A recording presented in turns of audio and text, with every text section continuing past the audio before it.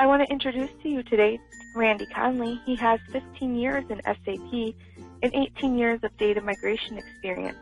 He is a widely respected leader in the data-related matters and serves as Utopia's Vice President of Solutions Delivery. Thank you, Jody. Again, welcome everybody. Greatly appreciate all of you participating in this webinar. What we plan to cover here in today's webinar is we'll give a brief overview about SAP Master Data Governance, Enterprise Asset Management extension by Utopia. We'll give you a little bit overview about the Utopia approach to data remediation and sustainability, as well as go into the Master Data Governance deployment considerations and approaches, and then cover the leading practices and lessons learned within the MDG space over the last several years that we've been operating in that space. So a brief overview really of master data governance.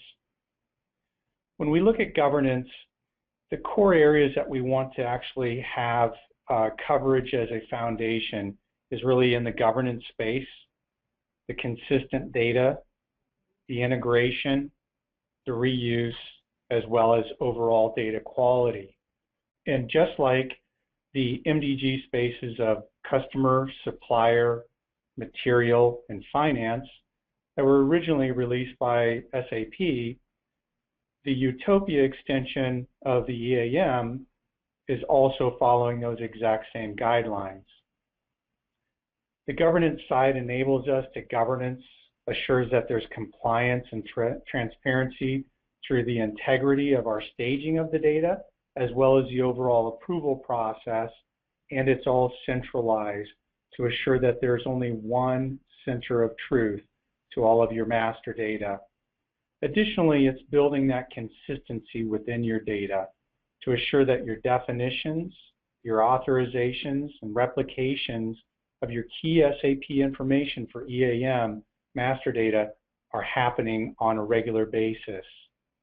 From an integration standpoint, just like SAP's MDG for customer, supplier, material, or finance, it's natively integrated into the SAP Business Suite, as well as your ERP, including now the EAM space.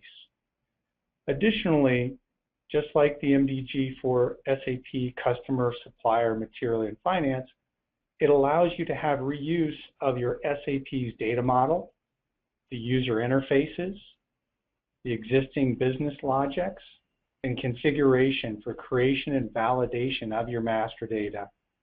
And additionally, you can leverage data services as well as InfoSteward to further enrich your data as well as to monitor it on an ongoing basis. So it really becomes a natural extension of the existing MDG space into now cover all of your enterprise asset management space. One of the things that Utopia is very proud about is that we are the only SAP partner that has actually been allowed to do a Solex extension or a solution extension into the MDG space. Over the past 12 years that we've been operating within the enterprise asset management space, we have had a great deal of discovery as well as recognition that it really needed a lot of governance support, just like those other core ERP master data areas. So we were allowed to actually build out on the SAP Master Data Governance platform, and it will look and feel exactly like all of the other SAP offerings because it goes through a complete quality assurance testing to meet all of SAP standards. It is also supported on SAP paper and by their support teams.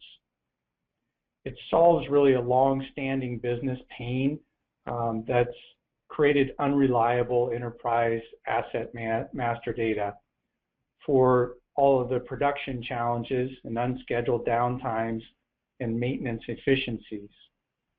Additionally, it can be integrated into allowing you predictive maintenance schedules by leveraging the SAP HANA platform. And it's in tight collaboration with SAP product development, the EAM lines of business and the energy and natural resource industries are now supported in this space.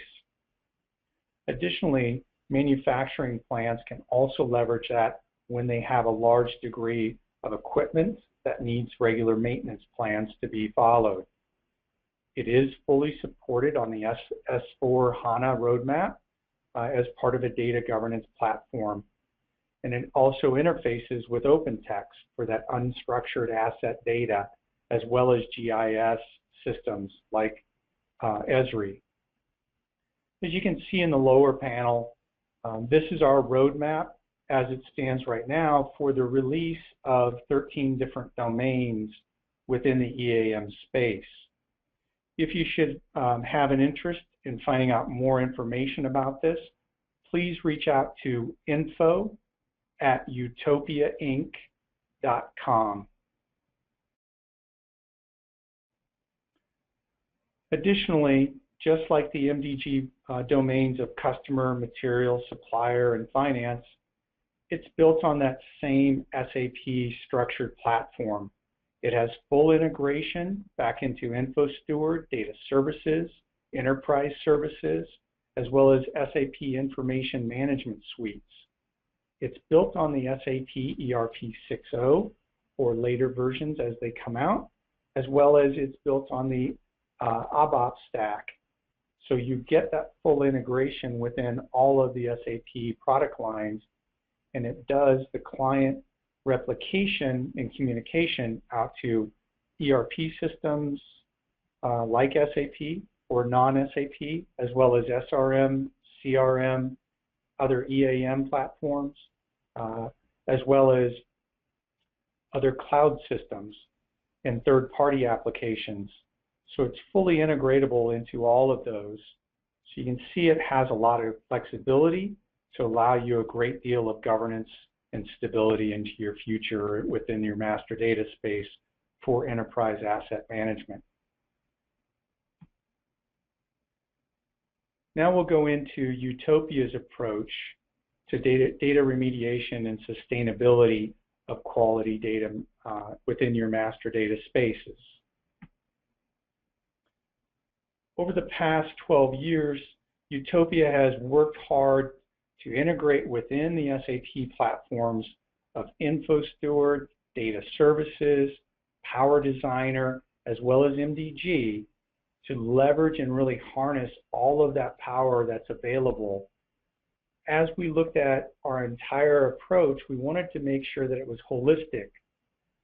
So we take a 9-step approach to assuring that our remediation and our sustainability is going to happen in a very efficient manner with lots of reusability as you move from one phase to the next, as well as assuring you in the end that long-term sustainability that everyone is really looking for. So in the first step of this, we focus on profiling the data, leveraging Info Steward and assuring that we fully understand how the current data is being set up in the system, how it's being populated, where any gaps may exist, as well as where inefficiencies or deficiencies currently exist. As part of that, we have to do some modeling and mapping. We leverage the SAP Power Designer to allow us to do almost drag and drop mapping activities, as well as then creating those data models and really the data lineage that's going to show you that clarity across how the data is actually being used, as well as how to start analyzing it and understanding how it ties together with other related data. In our step 3, we actually start to analyze the outputs from that profiling and modeling and mapping to then start to better understand where we need to have focus within our organization to decide where the data needs really exist and where we may have good data quality where it's a less of a concern. So identifying where to actually focus and put the actual effort into your data quality, remediation, and sustainability. Once we're able to do that, we can actually then extract that data out and start that cleansing and transformation and validation process. For all of those, we leverage data services. It's a very powerful tool that allows us to really pull in a great deal of data in a short period of time, walk it through the transformation and those rules that we had identified as part of our analysis, and then start to do that validation to say, is it really following all of the things that we need to do as part of our practice to put in good quality data? Whether that's applying standards, taxonomies, or current business rules and processes that need to be put in place. Once we've gone through the validation, we go into the load and the reconciliation piece. Again, we leverage the data services platform to load through either iDocs or trigger those creations of those load files that may go back into an LSMW or a custom ABAP, or potentially even going out to other non-SAP systems. And then obviously at the end of it, we want to do a reconciliation to really tie out from front to back where we started, what we identified, what we may have decided to leave behind, what we may have decided to enrich or enhance, as well as then in our final state of what got loaded into the system, and so that we can tie front to back where we're at and make sure and do that in an iterative cycle until we've gone through enough testing to assure that we're ready to actually put it into our production system. In parallel with that, it's SAP's best practices to also stand up your governance. Whether that's going through your MDG platforms or it's taking a more passive approach and using Info Steward and Data Services to continue doing those things, you need to create that governance practice that then establishes who's going to be responsible for actually assuring those pieces of data are at the highest quality and they're being sustained at that level throughout the life cycle of your production system. As part of that, specifically in many key master data areas, we go through what's called the 4 C's framework. That includes cleansing, the create or enrich, the consolidation of deduplication, as well as the classification.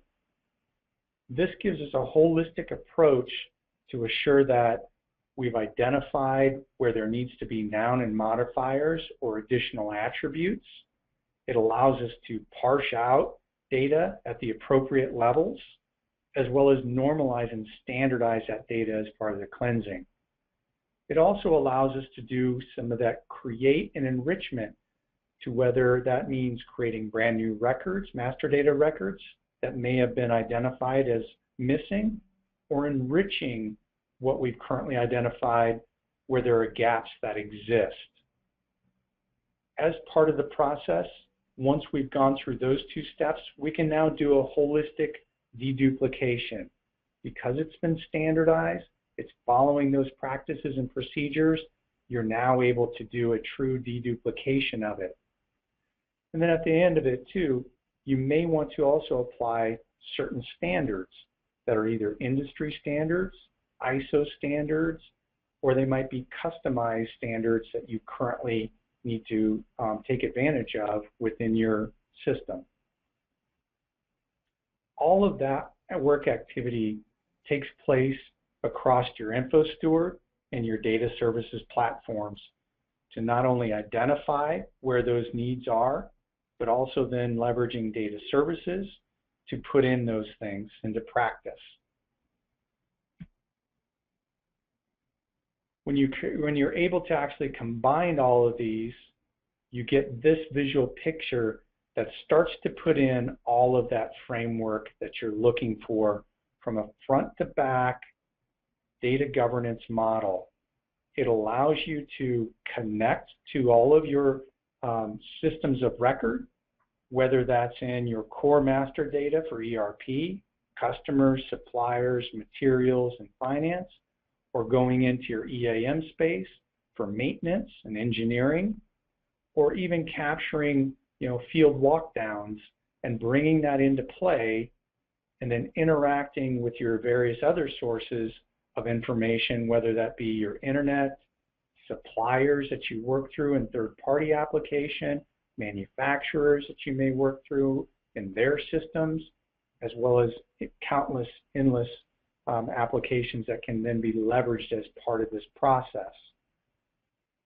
We go through that validation, transformation, standardization, and deduplication, as well as approvals, to then load that into our actual systems of record.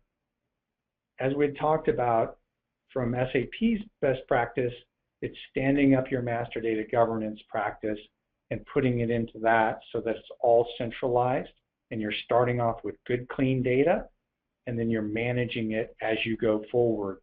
So whether you're replicating out to you an ECM, an ECC, an EDW, other engineering sources, or other data sources, it allows you to have good, clean, consistent data on a sustainable platform throughout the life cycle of your production operations. Now we'll go into and cover how master data governance deployment considerations and approaches are really looked at from an SAP standpoint. So we really have two different deployment options for an MDG practice within SAP. You either have a co-deployment practice, which is what you see at the top, and generally then you're stacking your MDG platform on top of your existing ERP platform. And that MDG platform allows you to do all of those governance practices and then interact with your ERP system to push that data into it and then replicate out as needed from your ERP MDG platform to the various systems that you need to communicate or replicate with. Another option is what they call the hub model. This is a much more flexible model because it allows you a great deal of flexibility from a standpoint of upgrades and within your ERP system or your MDG system or your third parties, with having no impact to your upgrades to MDG. If you go with the co-deployment, you do have limitations on which versions of MDG that you can deploy within and based off of your ERP system. If you have further questions about those areas, please contact us at info@utopiainc.com.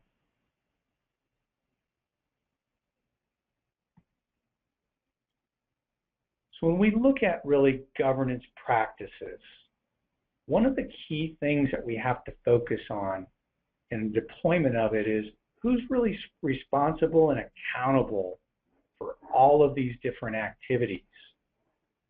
So MDG is certainly not an IT issue. It's a business issue, and it's enabled by IT. And that's a very sound thing that we have to get ingrained, that it's really about controlling and governing from a business perspective, because we need our business to own that master data. The IT can't own that master data because they don't make the business decisions. So again, that's why the business has to take ownership of it, and it has to be enabled by IT. And keep in mind, master data governance is really about strategies and solutions for really managing that corporate information, assuring that it's consistent, controlled, you've got one single view of the truth, and that you can actually enable those people to manage it efficiently. It also enables the technology to help you save time and money, and those frustrations of those shutdowns or stoppages in your operations on a day-to-day basis. and it really raises that level of clarity and visibility within the business to see where that integrity is taking place, who's doing it, and for what reasons, and monitoring it on a day-over-day, week-over-week, month-over-month, and year-over-year.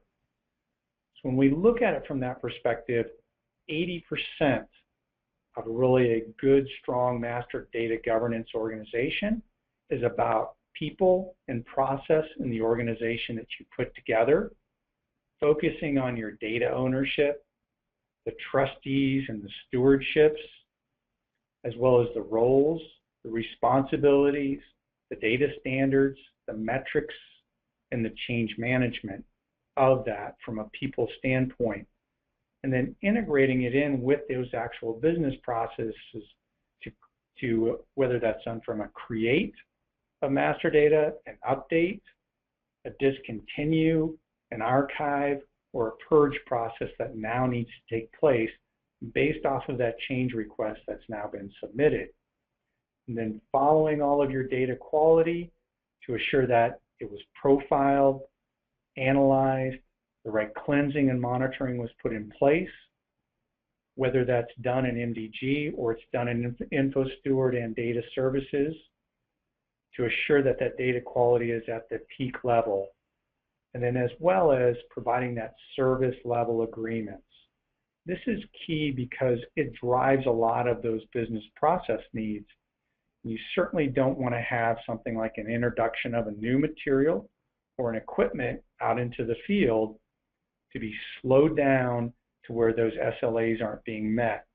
So now it's shutting down your operations or stopping them from moving forward. When we look at it from the technology side of things, there's about 20% of your governance that really is accounting for that master data governance approach and strategy and organization.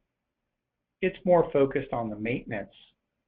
So the support of the business requirements and assuring that we've got everything available at the right times.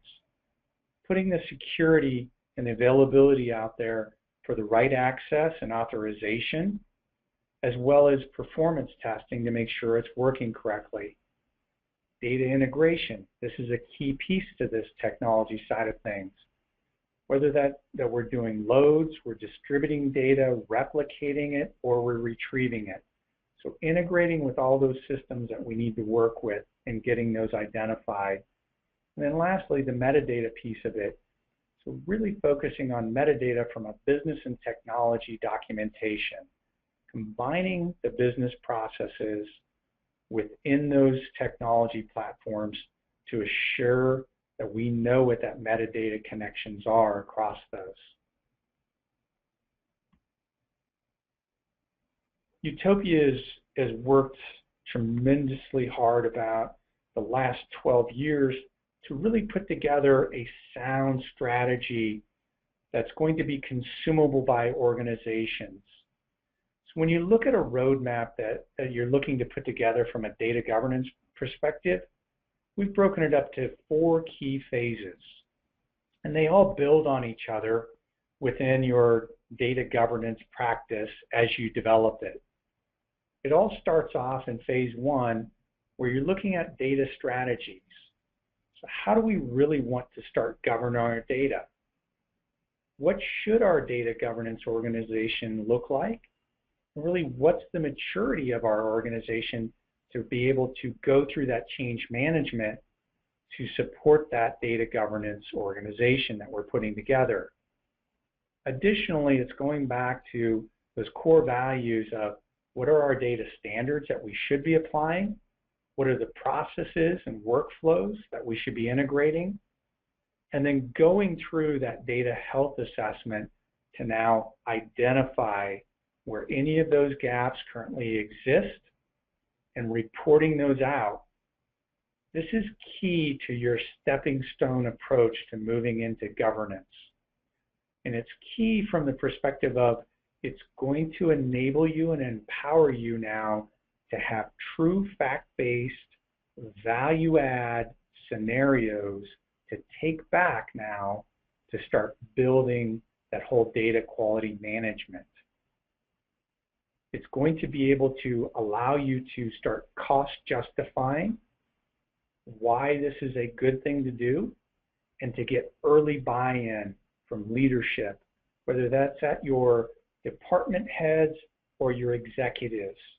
It's enabling you then to start putting in that data quality management framework, which says, here's the real business requirements.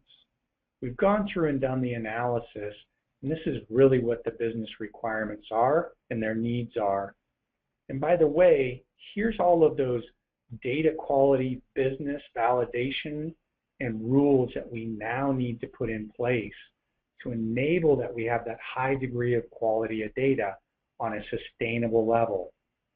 Additionally, it allows you now to start to put together that the extract, transform, and load practices to get the data right, as well as the ongoing profiling and enrichment to continue to monitor it. As we move into phase 3, we're looking at a much broader perspective of saying, what are the overall master data management things that we now need to take into perspective? And this is now going to be tackling more key detail things, primarily in things like your taxonomy and standards that now make you follow all of your governance and your regulatory compliance, and those data quality rules that need to be applied. Additionally, it's firming up all of the domains that truly need to have that governance practice put in place. Because in some cases, as you go through this process, you're going to discover the data quality is either at a high level of quality, or that can be managed at a local level, and it's not something that you want to put in as a governance practice. Additionally, it's allowing you to start further building out that complete data validation, because you've had a lot of learnings.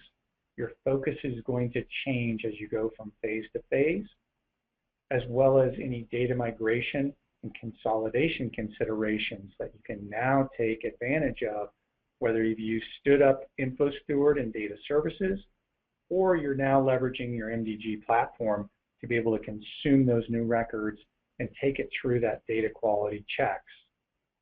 And then also finishing out that bigger loop of saying, where do we have syndication or harmonization that needs to take place, integration and reporting, as well as further implementation that we want to do in that phase 3. The last piece of it is really in phase 4, where you're tying out the end-to-end process. And really along the way, you're obviously going to be looking for those executive sponsors, the support from them, creating a steering committee that's now finalizing out your rest of your data organization for master data governance.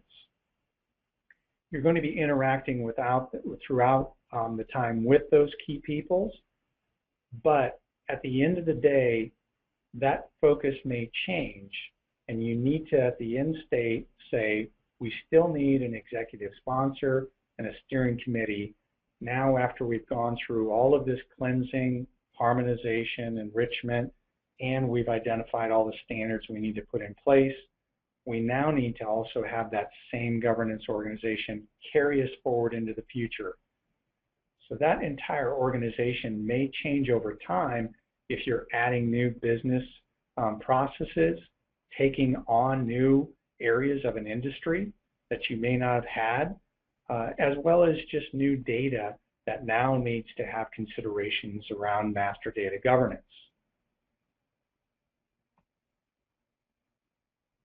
We'll now go into the leading practice and the lessons learned space and highlight really a lot of key things that we've discovered for the time that we've been working within the MDG space and doing multiple MDG implementations across various industries. One of the key things, and this really goes back fundamentally to what we've been covering in the past couple of screens, is every master data governance project or the start of your organization really needs to start with at least one key question. What is the real business problem that we're trying to solve? That's going to be the driving factor of then vetting out really where that business value is, associating the costs involved in those, as well as the return that you should be seeing at the end day. Whether that's even just from a process improvement or it's just from a dollar's value, you're able to then start to correlate it back to that true business problem, which is really going to be key for getting your buy-in from your executive sponsorship and the steering committees that are going to be supporting you along the way. Make sure, this is critical, that you allow ample time for your evaluation and planning. This doesn't happen overnight. Many organizations have grown and developed and changed over years and years and years. And throughout that time, your practices, policies, procedures, standards, taxonomies that you're currently following have also evolved. Some of them are still in existence, some of them aren't. So taking the time in that early on stages of profiling, mapping, and analysis to really understand those key pieces and tying it back to your business processes to really start then driving out the value that you're going to be really getting out of this. And along the way, believe me, we've seen consistently, there are many new learnings. With each phase of putting in an actual master data governance practice, you will have massive learnings. We highly recommend that you take a very stepping stone approach and certainly don't try to eat the master data governance elephant all at once. We view master data governance as really a lifestyle change because of this, rather than a crash diet. If you try to take the crash diet approach, most likely what we've seen historically is pushback from the organizations where they resist the changes because they're not able to consume all of those changes at once, or the organization just isn't strong enough to be able to take on all of those things, or they've decided early on potentially some of the wrong people that need to be as part of that governance organization. So you need to take a very much from that approach of a lifestyle change.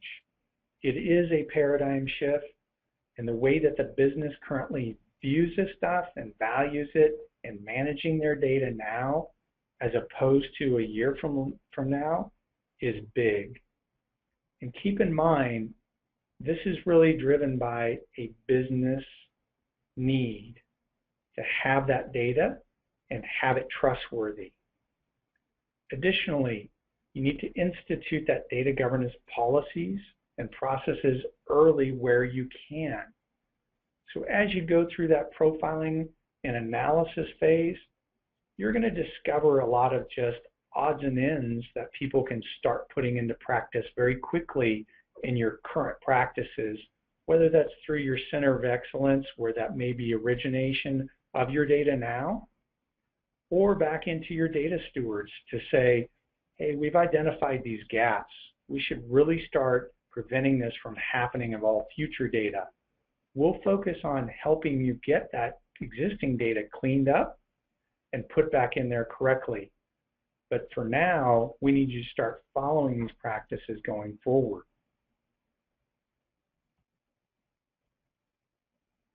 The other areas is really understanding the roles, the resources, and change management that's really impacted by that.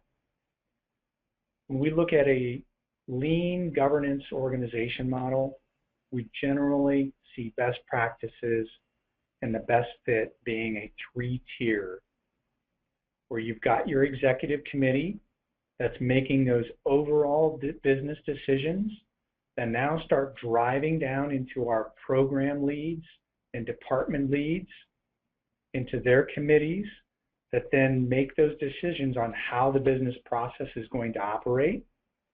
And then finally, at the lowest level, is identifying those either super users, data stewards, or the true owners of those data elements. as you go through that process, you're looking at all of your data elements because you want to identify what truly needs to be centralized and managed from a governance practice to what can be actually managed locally or potentially doesn't need to be managed or monitored at all because it doesn't have any downstream impact and it rarely has any impact on any of your business operations on a day-to-day basis. As you go throughout that, you need to understand that the business, again, and those users need to take ownership of that. If you don't get them to take ownership of their master data, then they're not going to follow those governance practices.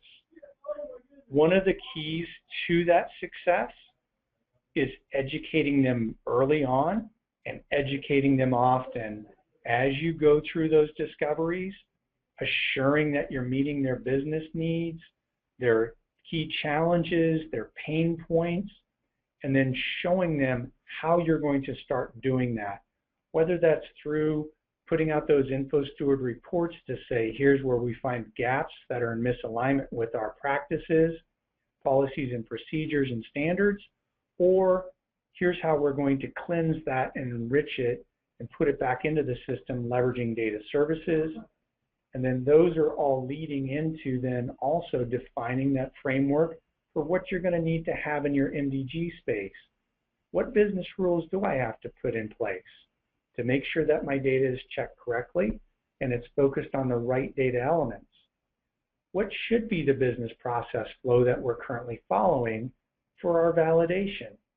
And who should actually be allowed to create the change request? Who should actually review it? And who should approve it to go into my production system with the correct data? Additionally, we found where it's highly successful to use proof of concepts. So standing up those out-of-the-box solutions out of MDG allows you to put that out there very quickly and then start to put proof of concepts into play to then go back to those business users and data stewards and leadership to start showing them how MDG is going to be leveraged to start doing all of those things in a practiced, ordered manner to sustain that data. Allows them to get comfortable with it as well as it increases the confidence level. So all of those things are key to a successful master data governance practice. And again, most important piece, link it back to a business process, business value, reporting, and integrity needs that are actionable. Okay?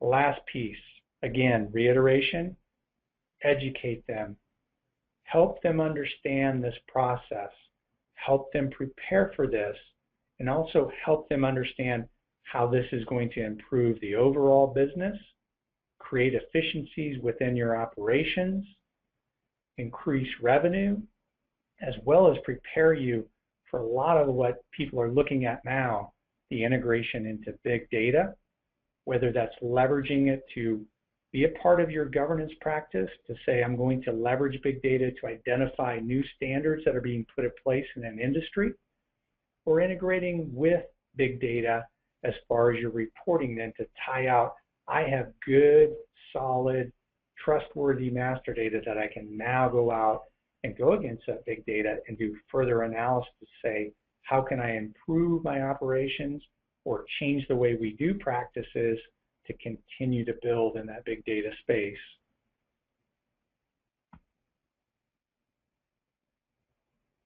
One of the key things to success as well, have a big vision and deliver small, incremental projects that provide business value.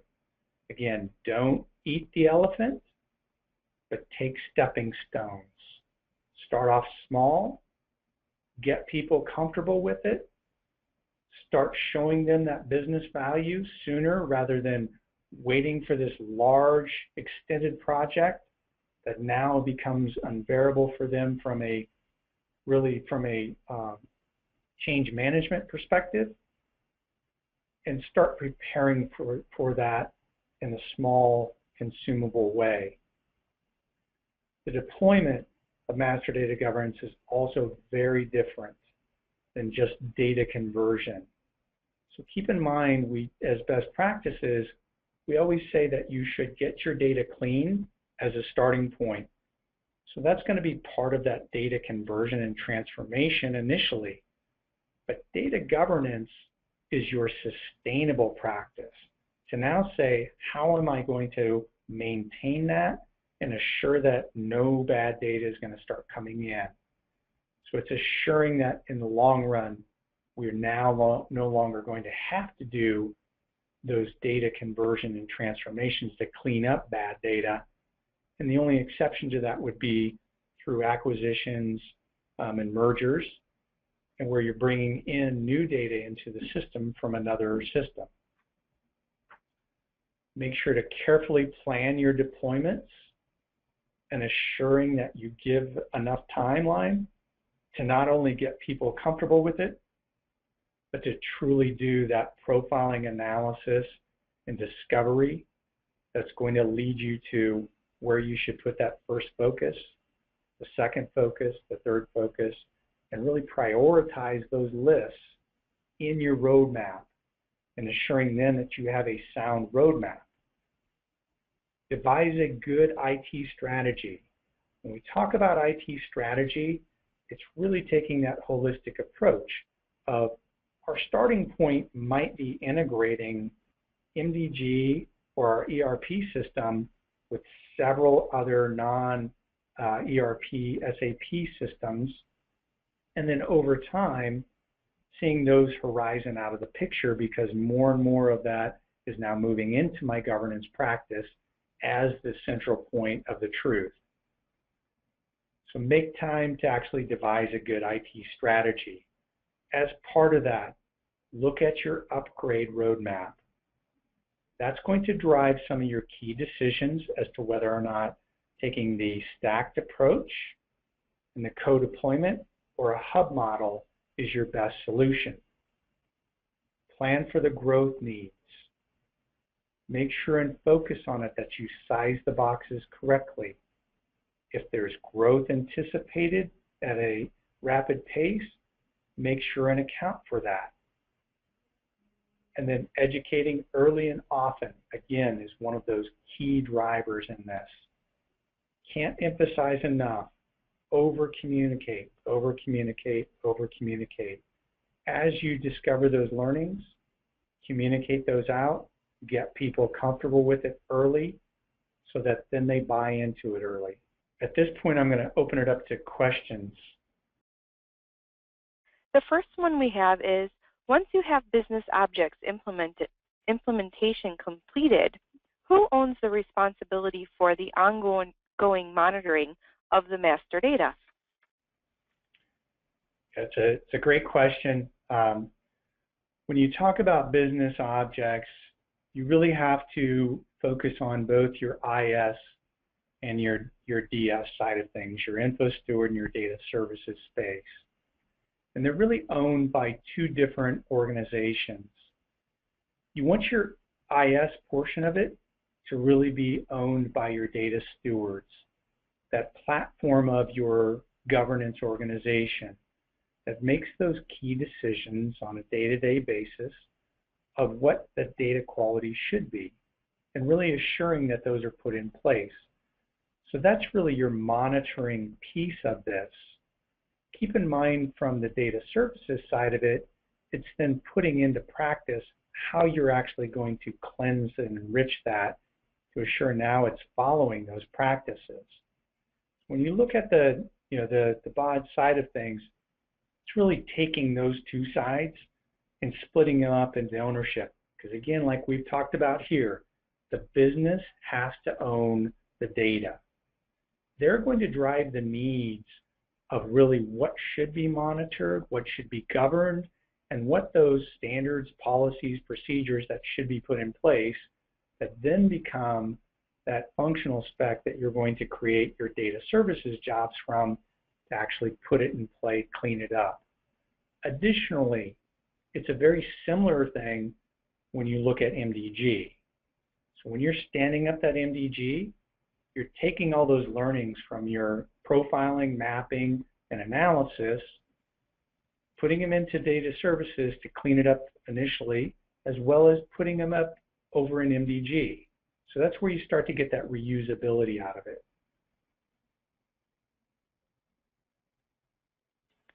The next question is, how do you convey the importance of data standards and governance to distant managers?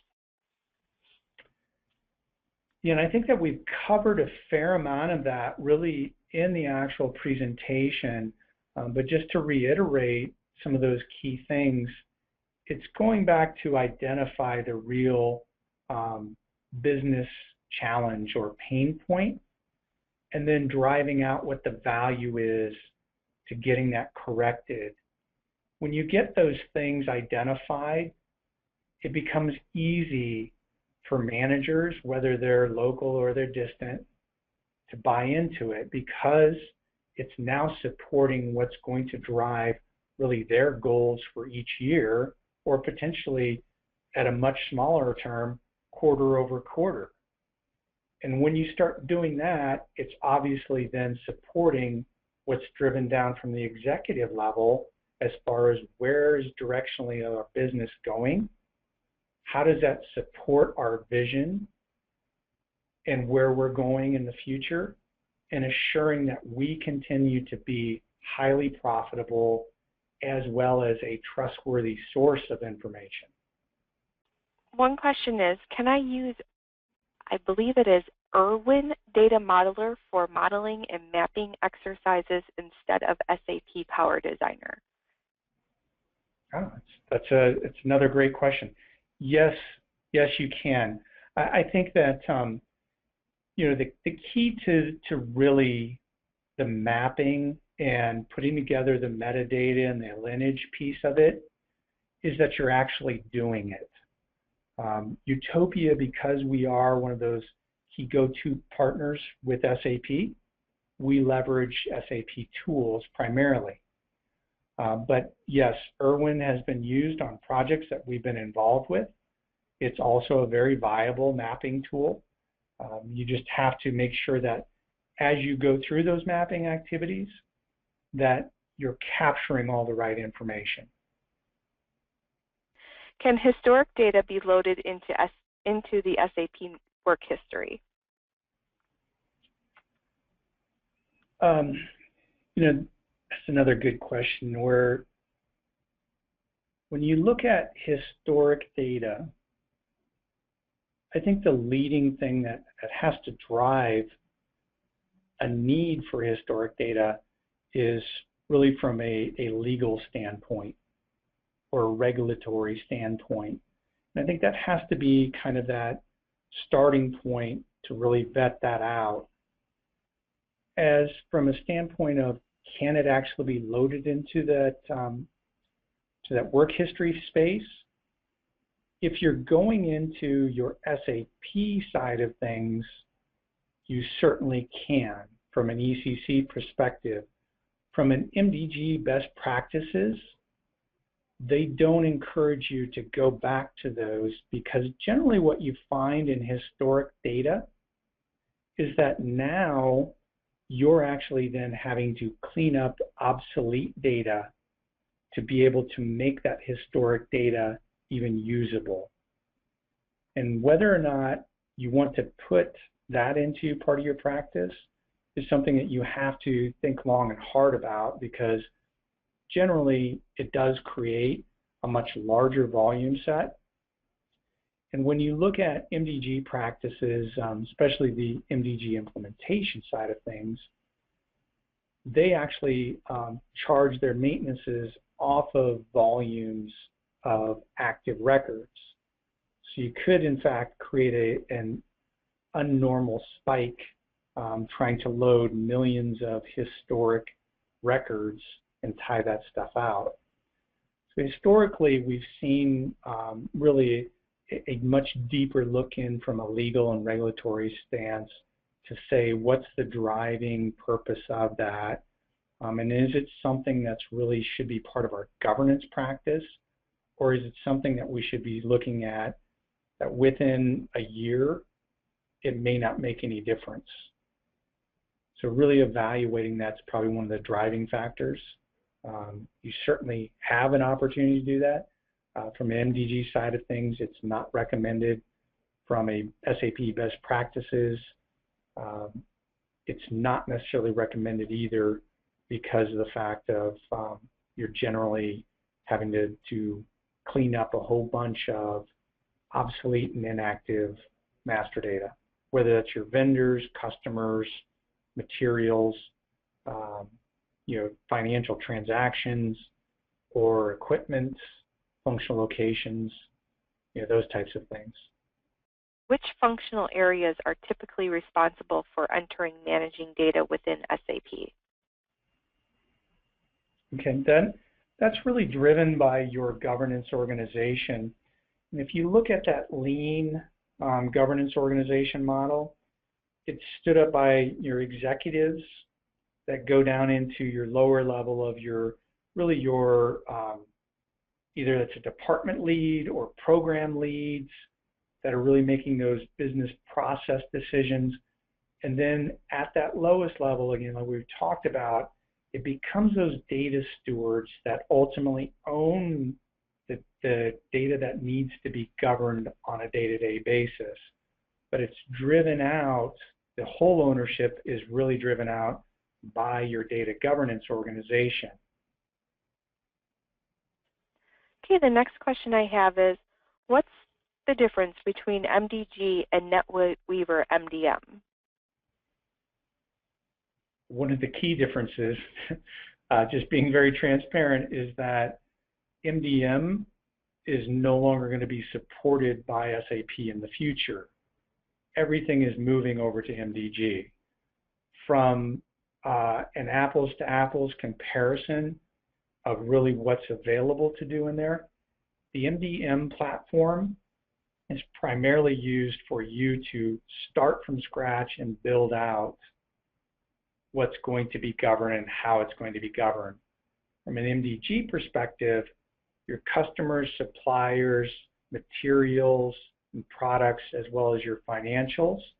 And now, as we had talked about with our solution extension into the EAM space, so all those 13 EAM domains, those are now provided to you with the best practices for your industry to start to put in place as the foundation, and now integrate into that what your key business rules are, your workflows, and your approval process that you currently need to follow for your practices. So it really moves you ahead much further in the governance practices right out of the gates. One other quick thing about that too is MDG also allows you to do that custom development for master data governance objects as well, just like MDM.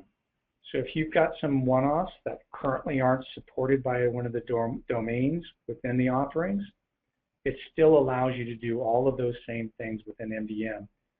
We see a large number of organizations that are now upgrading to MDM, or excuse me, upgrading to MDG, and they're leveraging what they put into practice as rules, workflows, and approval processes over in MDG.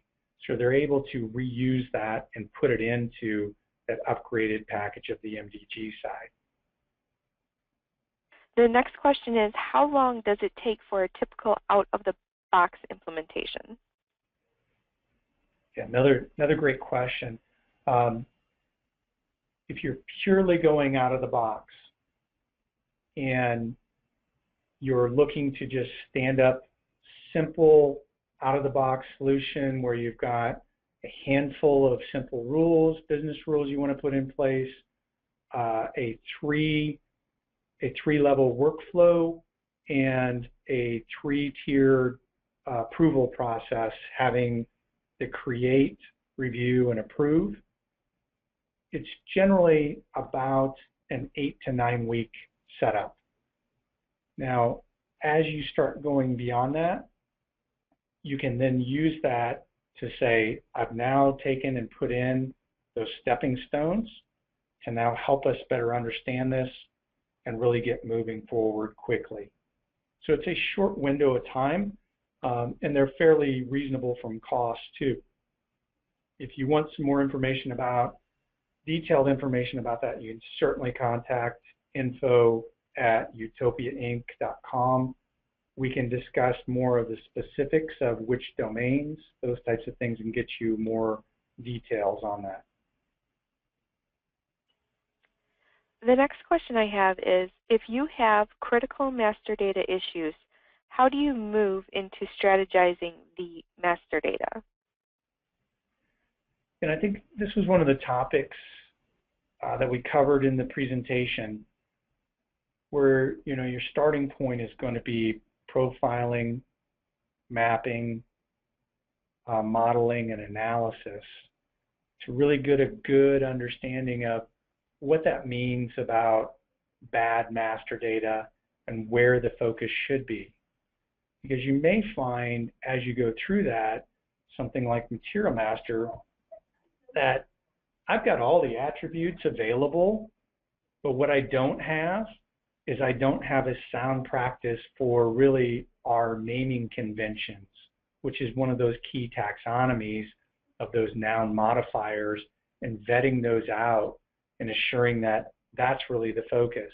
In other cases, it just may mean the entire records are horrible, we have no governance, and they're just all over the board. That's a much different scenario where you're kind of going back and doing that in-depth analysis to say what should be those standards, policies, and procedures that should be followed, applying it to the data, using your data services jobs to cleanse, enrich those things, push those things back out in your production system.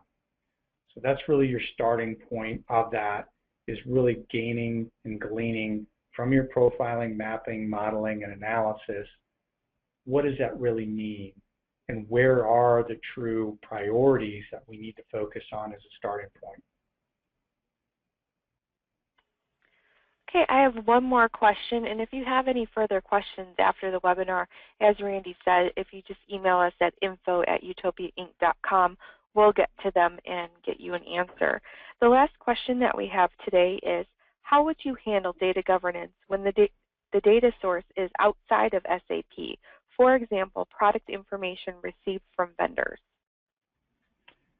So it's a common thing, and we worked with many clients to integrate with various third-party platforms as that starting point. Another common one is Salesforce.com for their customers, and just like that, what it does is we just leverage that through the initiation of that initial change request, whether that's a create for an introduction of that new product or it's a change coming from that source. You can leverage it to integrate directly in within MDG through callable services to now pass that information and start that change request. Okay. Additionally, you can replicate back out. One other piece is you can replicate back out if you need to pass update information back to that system.